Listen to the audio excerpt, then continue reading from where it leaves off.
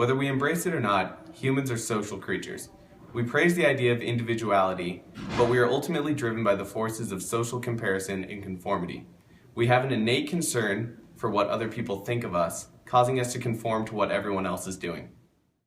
In the 2004 movie Mean Girls, we see an exaggerated example of the bounds that people will go to in order to fit in.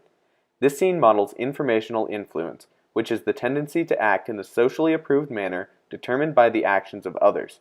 Regina George represents the ideal persona, and her actions influence that of others. Because she wears the tank top with holes cut out, others imitate the style simply because Regina, the ideal, does. While we don't expect to see people cutting holes in their shirts anytime soon, we have to admit that there have been, and still are, some pretty interesting fashion trends. All of these photos depict acceptable styles that were once small in influence, but eventually spread into mainstream pop culture.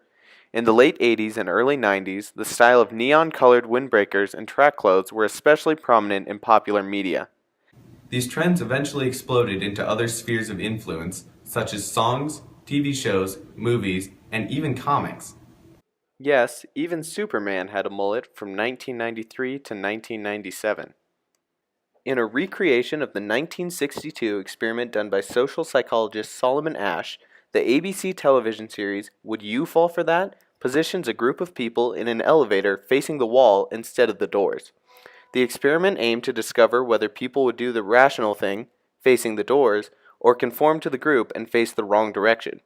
What they found was that, while not everyone falls for it, young people are more likely to conform to what the group is doing right off the bat, while older people are more resistant to the pressures of conformity. This can be justified as proof for descriptive norms. The video, played in real time, shows the lady that is not in on the experiment turning to match what the group is doing. At this point in the video, you see that she has finally completed her turn. So let's recap. Informational influence, or the concern we have to act in a socially approved way, helps us to obey the guidelines of society, such as putting trash in the proper bin or speaking softly in a library. Descriptive norms, which are the perception of what most people do in a certain situation, are a method we use to gather information that we think the people around us have, but we may lack. We all conform, but that's normal.